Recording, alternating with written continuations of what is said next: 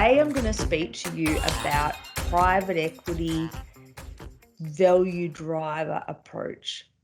So when a private equity company buys a business, they have a playbook that they use to determine where they're going to drive value for that particular business. And generally the playbook has been developed as part of the due diligence process in which they've built a business case of how they're going to make the return in the business.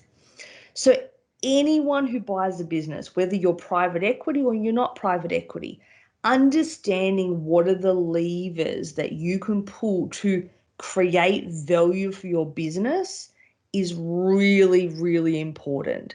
Some of those levers are bigger levers, like is there an M&A opportunity that means if I take my business and I take this business, the sum of the two isn't 2, the sum of the two is 4 or 6, and the synergies you can get from an acquisition. 2, things that are more tactical about how do you drive scale benefits in your organization? How do you focus on improving retention in your customer base and really understanding what that's costing you? Really understanding what is driving the cost in your business and looking for opportunities to reduce that cost.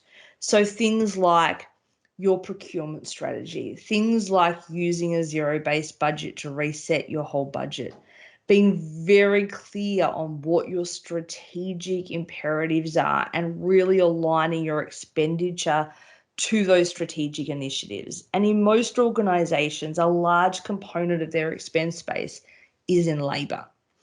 And really looking at your operating model, your structure, being clear on what your execs are responsible for and how you set your business structure up to best deliver on your strategic objectives is critical, while making sure that you've got the right balance between what you want to insource and have capability on the ground to do, and where you're happy to outsource and where you don't want to own that capability, and getting the right balance in your model between in-house capability and outsourced capability. That gives you flexibility between your fixed and your variable cost. It gives you flexibility to scale.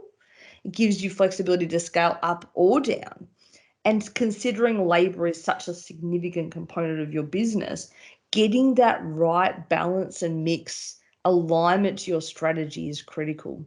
There is a lot to think about when thinking about value creation. Every business is different, every industry is different, and every private equity company will look differently at businesses to determine how they're going to drive value. However, understanding the value drivers in your business. I'm a bit of a believer in using driver tree approach. What are the key things in your business that are driving value? How do you move the needle on those items?